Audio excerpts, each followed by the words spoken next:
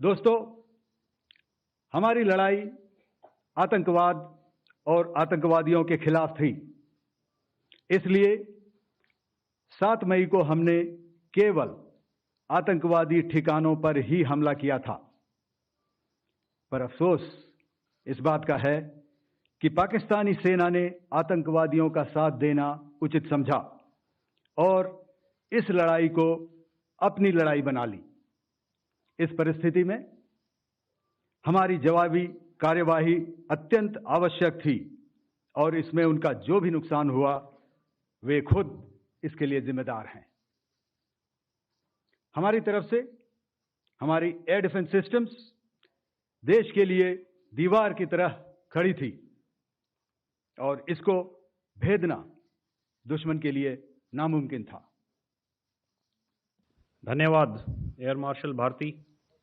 मैं आज आप सब के साथ भारतीय सेना के एयर डिफेंस मेजर्स जो कि हमने इंडियन एयरफोर्स के साथ मिलजुल कर तालमेल में लिए, उसके बारे में कुछ बातचीत करूंगा। इस विषय में मैंने कल भी कुछ टिप्पणी करी थी, लेकिन आज मैं इस युद्ध के अहम एस्पेक्ट के बारे में आपको थोड़ा और पर्सपेक्टिव देना चाहता हूं। हमें एयर डिफेंस ऑपरेशन सिंदूर के एयर डिफेंस की कार्रवाई को एक कॉन्टेक्स्ट में समझने की आवश्यकता है। मैंने आपको कल बताया था कि पिछले कुछ सालों में आतंक की गतिविधियों का कैरेक्टर जो है उसमें कुछ बदलाव आ रहा था। अब हमारी मिलिट्री के साथ साथ मासूम सिविलियंस जो कि अपना बचाव करने में विफल थे, उन पर भी हमले हो रहे थे। 2024 में जम्मू सेक्टर में शिवखोरी मंदिर को जाते हुए यात्री और इस साल अप्रैल में पहलगाम में मासूम पर्यटक इस खतरनाक ट्रेंड के विशेष उदाहरण हैं। पहलगाम तक पाप का ये घड़ा भर चुका था। उसके बाद जो हुआ उसके बारे में हम कल विस्तार में बातचीत कर चुके हैं।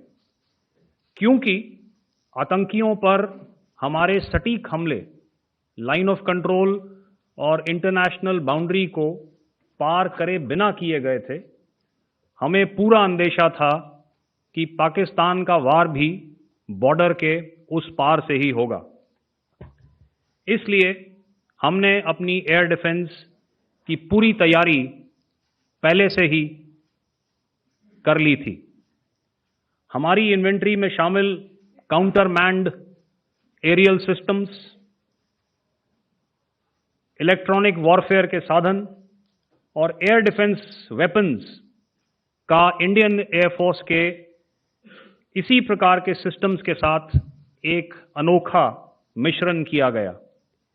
इसलिए आपने देखा कि जब जब पाकिस्तान एयरफोर्स ने हमारे एयरफील्ड्स और लॉजिस्टिक इंस्टॉलेशंस में 9 और 10 मई की रात को लगातार हमले किए, वो इस मजबूत एयर डिफेंस ग्रिड के सामने विफल हो गए।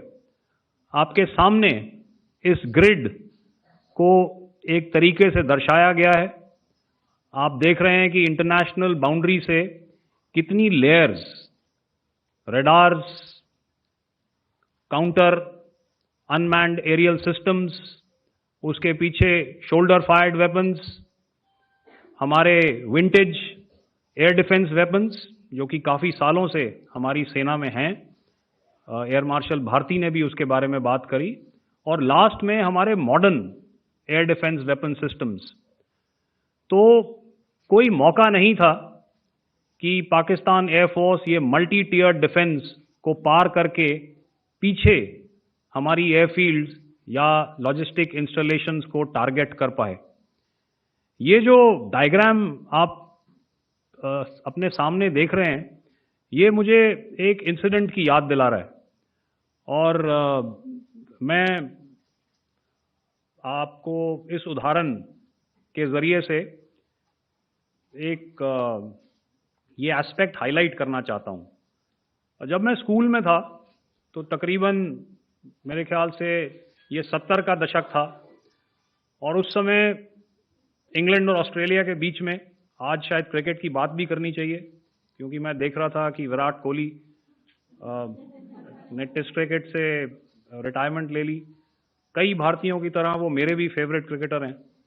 तो 70 के दशक में ऑस्ट्रेलिया और इंग्लैंड की फेमस एशेज सीरीज चल रही थी और उस समय ऑस्ट्रेलिया के दो बहुत तेज गेंदबाज, जो कि क्रिकेट हिस्ट्री में बड़ा उनका नाम है, जेफ थॉमसन और डेनिस लिली, उन्होंने अंग्रेजी बैट्समैन और उनकी बैटिंग लाइनअप को तहस नहस कर दिया था।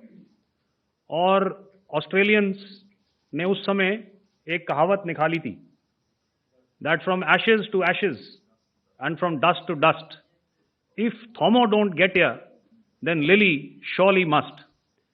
और अगर आप इस लेयर को देखें तो आप समझ जाएंगे कि मैं आपको क्या बताने की कोशिश कर रहा हूं।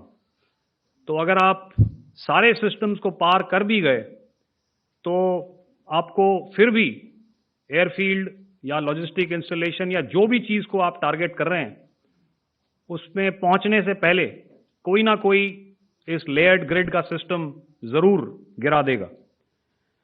जो दुर्दशा कल आपने पाकिस्तान एयरफील्ड्स की देखी और शायद आज भी एयर मार्शल भारती की प्रेजेंटेशन में, हमारी एयरफील्ड्स हर प्रकार से ऑपरेशनल हैं। यही नहीं, पाकिस्तान के ड्रोन्स और वेपनाइज्ड यूएवीज से की गई हमलावर कोशिशें भी इस ग्रिड के कारण नाकाम हुई और जो बचे कुचे ड्रोन्स थे उन्हें हमारे शोल्डर फायर्ड हथियारों से मार गिराया गया। मैं यहां पर अपनी बॉर्डर सिक्योरिटी फोर्स की भी सराहना करना चाहता हूं। उनके डायरेक्टर जनरल साहब से लेकर बॉर्डर पर तैनात बीओपी पर पहरा देने वाले आखिरी जवान भी हमारे इस अभियान में बढ़ चढ़कर शामिल हुए और बहुत बहादुरी से उन्होंने हमारा साथ दिया। उनके काउंटर अनार्म्ड सिस्टम्स भी हमारे इस मल्टी टियर्ड एयर डिफेंस ग्रिड का हिस्सा थे, जिसके कारण पाकिस्तान की नापाक हरकतों का विनाश किया गया। आपने सुना ही होगा, जब हौसले बुलंद हों तो मंजिलें भी कदम चूमती हैं। प्रेस कॉन्फ्रेंस शुरू होने के ठीक पहले राष्ट्रकवि रामधारी सिंह दिनकर की जो कृष्ण की चेतावनी है, उन पंक्तियों को सामने रखा गया और कहा गया कि याचना नहीं अब रण होगा, जीवन जय या मरण होगा। कल शिव तांडव स्रोत के जरिए दुश्मन को संदेश दिया गया था और आज राष्ट्रकवि रामधारी सिंह दिनकर की इन प्रमुख पंक्तियों के जरिए ये किस तरह के डिटरेंट को क्रिएट किया जा रहा है, किस तरह के मैसेज को दिया जा रहा है, इसको थोड़ा इलेबोरेट करके अगर आप बताएं तो जाहिर तौर पर ये संदेश और व्यापक तौर पर जाएगा।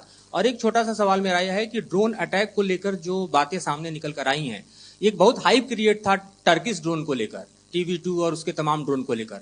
ऐसा लगता है कि वो हाइप और ओवररेटेड ड्रोन जो है वो भारत में धराशायी हो गया, एक मैसेज दुनिया को चला गया कि अब हाइब्रिड वॉरफेयर में इसकी औकात नहीं बची है। Okay, all right, okay, thank you. आपने क्या नाम बताया अपना और किस एजेंसी से हैं? न्यूज नेशन से। बहुत अच्छा लगा आपकी हिंदी सुनकर और हिंदी कविता सुनकर। तो मेरे कलीग ने अभी बताया, I think I mentioned Yiha to be Chinese origin. I would like to correct myself. The Yeha drones are of Turkish origin. So that comes to your question. All right. चूंकि आपने शुरू किया श्री रामधारी सिंह दिनकर जी की कविता से, हमारे राष्ट्र कवि रहे हैं, और क्या संदेश दिया जा रहा है, तो मैं बस आपको रामचरितमानस की एक कुछ पंक्ति याद दिलाऊंगा, आप समझ जाएंगे। तो याद कीजिए वो पंक्ति जो है, विनय न माने जलधि जड़, भय 3 दिन बीत, बोले राम सकोप तब, भय बिन होए न प्रीत। तो समझदार के लिए इशारा ही काफी है। और जहां तक ये टर्किश ड्रोन्स का सवाल है, आपने देखा किस तरह के रेकेज यहाँ पे फोटोग्राफ्स हमने दिखाए हैं, चाहे वो टर्किश ड्रोन्स हो या और कहीं के भी ड्रोन्स हो। हमारे काउंटर यूएस सिस्टम्स, हमारे ट्रेन्ड एयर डिफेंस ऑपरेटर्स पूरी तरह सक्षम हैं और हमारी देश की जो इंडिजिनस कैपेबिलिटी है काउंटर यूएस के लिए, उसने दिखा दिया है कि चाहे किसी भी तरह की टेक्नोलॉजी आ जाए, हम उसको काउंटर करने के लिए तैयार हैं। और मुझे बोलने की ज़्यादा ज़रूरत नहीं है, आपने खुद ही अपनी आंखों से देखा है हमने इनका क्या हश्र किया है। धन्यवाद।